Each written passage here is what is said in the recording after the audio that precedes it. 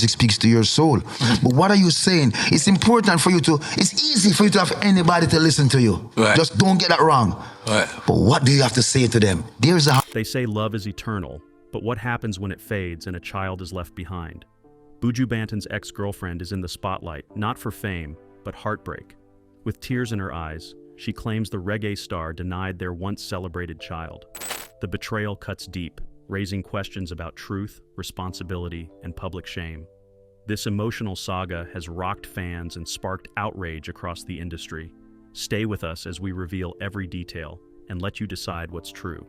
Buju's love life. Although Buju Banton, whose real name is Mark Anthony Myrie, has long been a prominent figure in dancehall and reggae, his love life has not been without its ups and downs. Lorna Strachan, generally considered his first wife, was intimately associated with his early romantic life. According to reports, they were married in the early 1990s, when Buju was experiencing a dramatic rise in popularity. Lorna supported him as he rose to fame, and they had children together. She reportedly had a subdued yet helpful influence on his personal and professional lives. They tried to establish a foundation based on family values and love as a couple. Unfortunately, their marriage fell apart, leaving behind unresolved issues and children who would grow up in different homes. Following the conclusion of that chapter, Buju's romantic life took a new turn with Nina Atala. During the period when Buju was dealing with legal troubles in the United States, her name became well known. Nina reportedly paid him frequent visits while he was in prison, providing him with emotional and moral support. Some media outlets described her as his second wife, though details of any official marriage were never confirmed. When Buju was released from prison in December 2018, many expected Nina to be by his side, but she was nowhere in sight. Their once public affection seemed to have disappeared without explanation. Despite the disappearance of their partnership from the public view, many fans remember that she was there during one of the darkest periods of his life. In the months following his return home, rumors of another relationship began circulating. A viral image of Buju posing closely with a beautiful woman caught the attention of fans and bloggers alike. The photograph was widely circulated, sparking a new round of speculation and rumors. Some questioned if she was his new partner, pointing out that their body language conveyed intimacy. Even though her identity was never formally established, the mystery surrounding his romantic past was further compounded by her abrupt appearance and absence from his side. Despite the romantic troubles surrounding Buju, his role as a father has remained constant. He has several children, and some of them, including Jahazeil Myrie, have chosen to follow in his musical footsteps. Specifically, Jahazeil has acknowledged his father's influence in public, and they have been spotted together at events. Buju also often expresses pride in his children through music and the rare posts that acknowledge their milestones. His children are an essential part of his world. However, the motherly figures behind these children remain mostly unknown. This contributes to the emotional uproar sparked by a recent outcry from a woman who claims Buju Banton denied her child. Her heartfelt revelation has sparked public debate, not only because of the child in question, but also because of what her pain symbolizes. Her words show a severe emotional scar. She recounted the period of intimacy, of dreams shared, of plans dashed. According to her account, what should have been shared responsibility became agonizing denial, and what started as love ended in silence. Women worldwide who have experienced the hurt of being rejected by the men they love can relate to her feelings. As her video went viral, people revisited Buju's past and reconsidered his romantic decisions. He was now being questioned by women who had previously admired him for his spiritual lyrics and strength. The woman's emotional breakdown, filled with raw honesty, sparked a broader conversation about how women are treated in relationships, especially when children become involved. Her accusations do not just point to a broken relationship. They hint at a deeper issue of accountability and the impact of fatherhood being questioned or dismissed. Buju Banton has long portrayed himself as a man of principle. His music is rich with spiritual messages, uplifting rhythms, and calls for justice. For this reason, many people find it particularly startling when they see the contrast between his public remarks and the suffering that his purported ex-lover is going through. People expect more from top celebrities and stars they admire and adore, especially fans. They demand accountability, empathy, and openness, particularly when a child is at the center of the controversy. Denying a child is more than just refusing paternity, as people describe it. It is about how denial affects a mother's spirit and a child's sense of identity. It implies rejection on a deep and damaging level.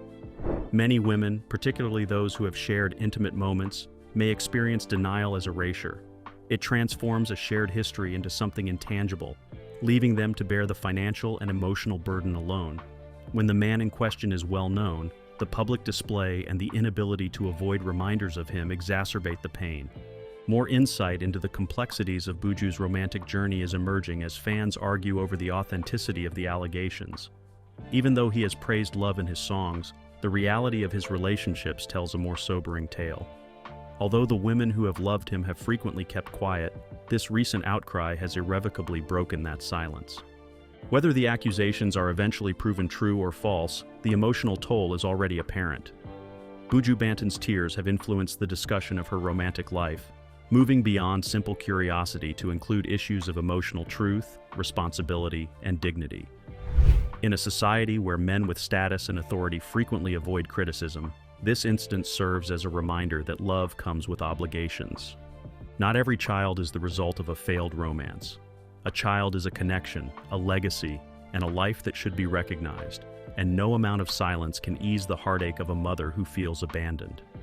Rumored partnerships and discreet splits are no longer the only aspects of Buju Banton's romantic life. Today it serves as a public prism through which his values are assessed. Beyond her emotions, the woman at the heart of this controversy has revealed more. She has brought attention to the emotional dangers of loving someone whose love can abruptly end. Her voice has joined the chorus of many others who have loved and been left behind, and who continue to carry the weight of children who may never know their fathers. There is no doubt that love has played a significant role in Buju's journey. But love, when true, does not deny. Instead, it protects, provides, and acknowledges. As the story unfolds and more voices join the conversation, one truth remains. How a man treats the women who once stood by him, especially when children are involved, says more about him than any lyric ever will. Child denial, the physical, emotional, and psychological impact. There is an inevitable heartbreak that words cannot fully capture. It happens when a child reaches out for love and finds nothing. No voice to call them theirs. No arms to pull them close. No acknowledgement of their very existence. And the ache becomes even more unbearable when that rejection does not come from a stranger, but from the person who helped give them life. Child denial suffering is more than just a news story. In addition to the child, the mother who carried them, raised them, and hoped that love would eventually speak up, is also scarred by this deep wound that spans generations. A father's rejection of a child causes pain that transcends DNA. It destroys something sacred and conveys to the child the message that they are insufficient, unwanted, and unworthy. For the mother, it is a betrayal so personal it shatters her emotionally, physically, and spiritually. And for both, it is a silence that screams louder than any words ever could.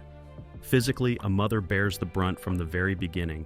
Her body changes, stretches, bleeds, and swells for 9 months. She fights through fatigue, nausea, and fear. She breathes through labor pains so sharp they steal her voice.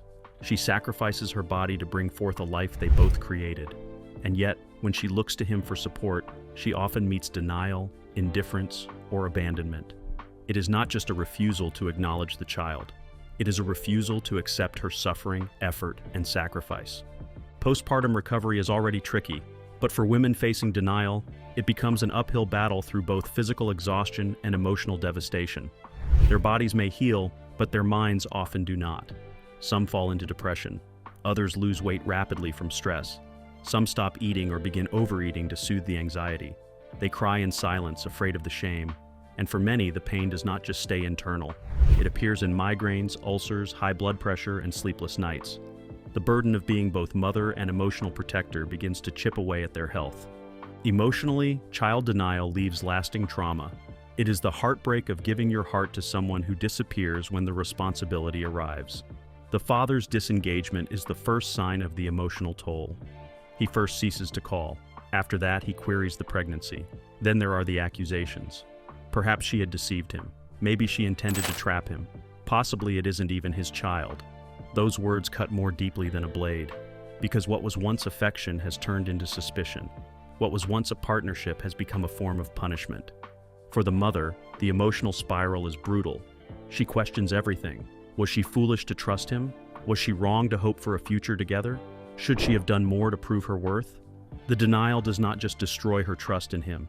It often damages her trust in love, men, and herself. And when the child finally arrives, her heartbreak continues in silence. She is there alone for every birthday, milestone, first word, scraped knee. And whenever the child asks, "Where is my daddy?" she has to fight back tears. She never wanted to cry. The emotional pain is even worse when others admire the man in question. When people celebrate him publicly, his music plays on the radio, and he smiles for the camera, she wonders how he can be so loud for the world and so silent for his flesh and blood. Since the harm is invisible, it is even more dangerous psychologically. Therapy alone may not always be able to heal the wounds caused by a parent's denial. A lack of a father figure leaves an identity gap. A strong sense of rejection is often nurtured in children whose fathers deny them. They question why they weren't loved, picked, or claimed. As they grow, this question turns into a seed of self-doubt. They might have trouble staying focused or disciplined in class. At home, they may lash out or become quiet and withdrawn. Some seek validation through risky behaviors. Others overachieve in the hope of being seen. Many grow up with trust issues, fearing that anyone they love will leave. And when they reach adulthood, the ghost of the absent father follows them into their relationships. Boys fear becoming like the man who left. Girls fear loving a man who will do the same. Even worse, when a father publicly denies the child begins to internalize the shame. In the digital age, everything lives forever. If the child grows up and sees videos of their father shaking his head at their existence, the damage becomes permanent. Regardless of their mother's love for them, that video becomes a curse on instant replay in their little minds. The psychological effects on mothers are just as terrible. Some people hold themselves responsible for the father's absence. They question whether they were sufficient, pushed too hard, or asked too much. In addition to the overwhelming pressure to be everything for their child, they struggle with loneliness and guilt. Furthermore, the shame doubles when society accuses them of being careless. Society rarely blames the man who walked away. It often blames the woman who stayed. Child denial is not just a personal tragedy, it is a societal epidemic. It breaks homes, damages futures, and creates emotional orphans. It is easy for outsiders to tell a woman to move on, to be strong, or to stop expecting anything. But they are not the ones who stayed up at night rocking a feverish child. They are not the ones who watched their child cry for someone who never came. They are not the ones who poured their whole heart into a love that ended in silence. Those who still believe denial is harmless should sit in the room of a child who asks if they were a mistake. They should hear the trembling voice of a woman who has been both mother and father daily. They should witness the emptiness in a child's eyes when they see other kids with fathers and wonder why they were left out. Love does not deny. Responsibility does not vanish. A real man does not turn his back on his blood. And when he does, the consequences are not just emotional, but generational as well. The child grows up carrying that weight, questioning their place in the world, and sometimes repeating the cycle they were born into. Both the denial and the silence that follows make this pain so explosive. When a mother demands recognition and the father stays silent, silence turns into cruelty in and of itself. It becomes a weapon. And when that man is famous, admired, and followed by millions, it feels like the world cheers for the person who abandoned them. But pain has a way of breaking through even the thickest walls. And in the end, truth always rises. The child denied today will grow up one day. They will have questions. They will search. And when they discover the truth, they'll remember who showed up and who did not. The whole world will remember. Denying a child does not cause them to disappear. It only emphasizes the absence. Background check on Buju Banton. Before the lights, the fame, and the controversies, Buju Banton was just a young boy named Mark Anthony Myrie growing up in the heart of Jamaica. Born on July 15, 1973 in Kingston, Jamaica, Buju came into the world during political unrest and economic hardship. But even as the country struggled, one thing remained constant in the homes of the Jamaican people. That was music. Mark was raised in Salt Lane, a tough inner-city neighborhood where life was raw, honest, and challenging. Salt Lane was not the kind of place that made things easy. The streets were rough, the opportunities were scarce, and survival required more than luck. It required resilience, creativity, and courage. And from a young age, Mark had all three. He came from a large family. His mother was a hard-working street vendor, and his father was a laborer. They had no riches to give him, but what they passed down was much more valuable. They gave him courage, which later enabled him to find rhythm and struggle and hope in the sound of the street. He would watch his mother sell her goods under the sun, sweating and smiling, determined to provide for her children. That strength left a mark on him. Mark was not born into privilege, he was born into pressure, but music became his escape. At only 12 years old, he was already drawn to the sound systems that defined the culture of Kingston. These were not polished studios or fancy clubs. They were open-air setups, often surrounded by a crowd who came for one thing, to hear something real. Young Mark would sneak out to be around the sound systems. He studied how the DJs moved the crowd. He memorized lyrics. He learned how to control rhythm with his voice. He became obsessed with it, and that obsession became his mission. He began performing under the name Gargamel, a nickname given to him by his mother because of his serious face. But the streets began calling him Buju, which stuck with him forever. The name Buju was a nickname given to chubby children in Jamaica. It meant breadfruit. It sounded playful, but nothing was soft about what he had to say. Even as a teenager, Buju's lyrics were fierce. His voice was gravelly and deep, and he delivered his lines with authority, making people stop and listen. He was still just a boy, but he sounded like a man who had lived 1,000 lives when he held a mic. By the time he was 15, Buju recorded his first song titled The Ruler in 1987. It did not chart or blow up, but it was a start. He connected with producer Robert French that same year, who assisted him in getting his start in the business. Despite being unpolished, these early recordings expressed his unique talents in a way polished recordings couldn't. Veteran artists like Bob Marley, Burning Spear, and Bounty Killer inspired Buju, but he also contributed something unique. He fused conscious lyrics with dancehall's vibrant energy. Buju was pursuing truth, whereas many other artists were seeking fame. He started talking about spiritual struggles, poverty, violence, and social issues. And despite his youth, his viewpoint seemed archaic, as if he had been observing the world for a very long time before he had even come. His breakthrough came in 1992 when he released the singles Love Me Browning and Bogle.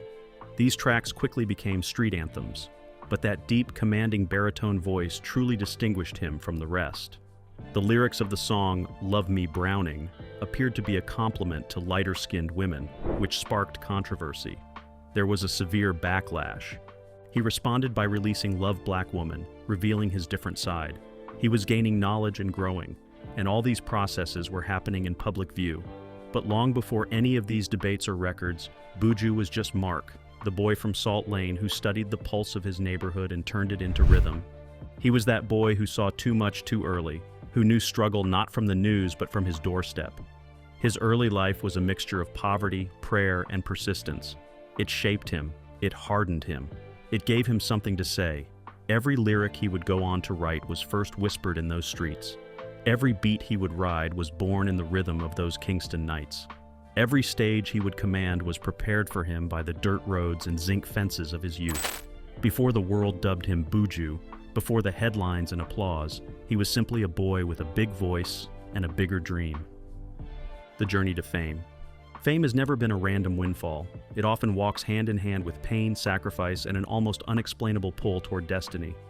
For Buju Banton, his rise to fame was not sudden but built one brick at a time, fueled by a hunger for greatness and a rhythm that seemed born in his very bones. Buju Banton began making noise in the early 90s. His breakthrough year came in 1992, when he made history in Jamaica by recording more #1 singles in a single year than any other artist before him. At just 19 years old, he had surpassed even the late and beloved Bob Marley's record for chart toppers. That year, his album Mr. Mention was released, loaded with hits that filled dance halls and dominated radio waves. Every street-side speaker in Kingston blasted his voice, and fans screamed his lyrics like scripture. His name had become impossible to ignore. Mr. Mention was more than an album. It was a cultural moment. The project captured the raw, unfiltered reality of ghetto life and the youth's dreams.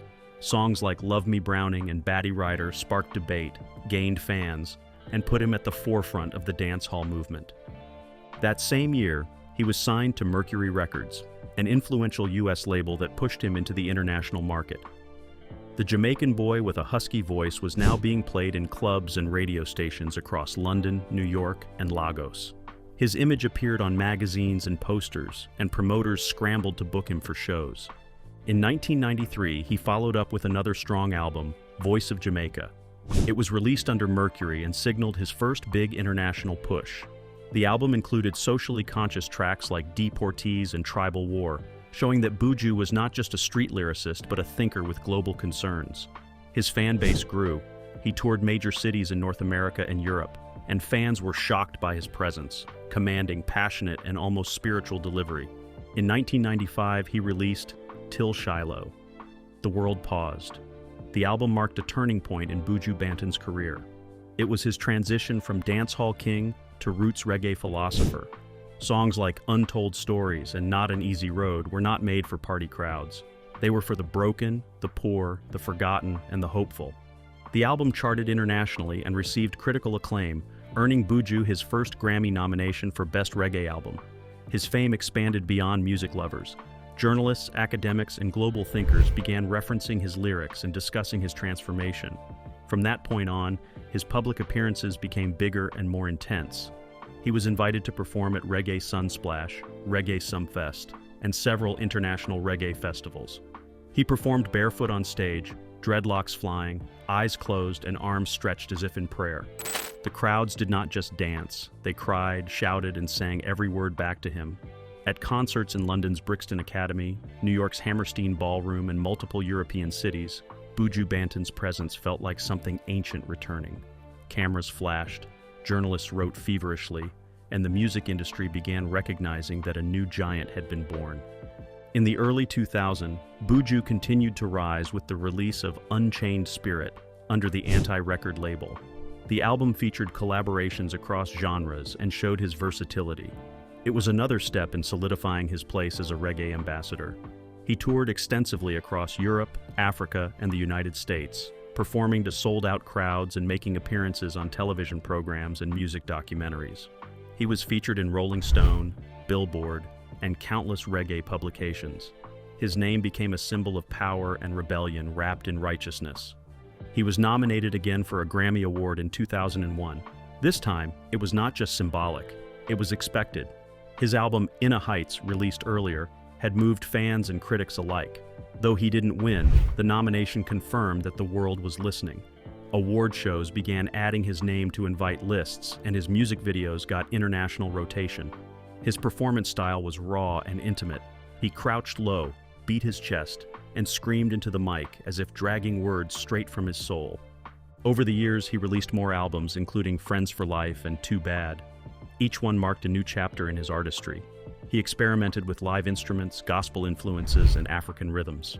He performed at reggae award ceremonies and picked up trophies from the International Reggae and World Music Awards, IRAMA, where he was often honored for Best Male Vocalist, Best Album, and Most Cultural Artist. Fans waited hours just to get a glimpse of him. Every red carpet he walked was a moment of tension and excitement because his energy was never predictable. He might appear in flowing white robes, barefoot, or in rugged jeans with a cross around his neck. Every award, appearance, and crowd that roared his name reflected years spent climbing. His fame did not arrive gently, it exploded, and when it did, it wrapped around the world like a bass line rumbling through the earth's bones. Buju Banton today. In the early 20th century, Buju Banton made headlines again. This time, it was not because of a new song or album. It was because he was seen back in the United States after many years. In May, he appeared on Instagram Live with DJ Khaled. He smiled and said, "God is amazing," as they greeted fans in Miami. His visa had finally been restored. Fans celebrated.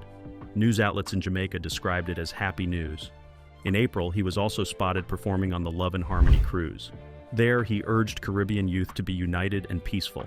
People applauded him. It appeared as though Buju was on the rise once more. However, something tragic occurred behind the smiles and public appearances. Unfortunately, Miles Myrie, Buju's 20-year-old son, passed away in April. Like wildfire, news began spreading that Miles had passed away as a result of child neglect on Buju's part, and people anticipated a statement from Buju. Nonetheless, he remained silent. His other son, Jahazeil, was the one who shared the news. Some fans online expressed disappointment. One woman on Reddit said that even though the boy's mother was quiet, her silence felt heavy. Some wondered if Buju had been close to Miles. Others said a father should always show up in moments like this. Buju did attend the funeral in Miami. It was a private but emotional moment for everyone involved. Just as fans were still reacting to that news, something new came up. A woman who claimed to be Buju's ex-girlfriend went online in tears. She said that Buju denied being the father of her child. The video quickly spread. People watched as she cried and begged for the truth to come out. She insisted that the child belongs to him. She said she was tired of being quiet and ready to speak her truth. Many who watched the video felt her pain. It did not sound like she was acting. Her voice shook. Her eyes were full of hurt. This kind of claim is not new in the world of celebrities, but when it happens, it leaves a heavy mark. The accusation feels personal for someone like Buju Banton, who sings about faith, unity, and responsibility. It is not just about a child. It is about the kind of man he is. Fans have started asking questions. Some defend him, while others are not so sure. Now the big question is this. Given the fact that it was once rumored that Buju once neglected his late son Miles, which resulted in his demise, do you think this allegation is true? Are you of the opinion that this woman is fabricating a story? Is she probably speaking from a place of truth, or is there something else going on? Or there may be a child that no one knows about. What do you think? Let us know in the comments. Thank you very much for watching. If you enjoyed the video, please like, comment, share, and subscribe to our YouTube channel for more. We hope to see you next time on this channel. Bye for now.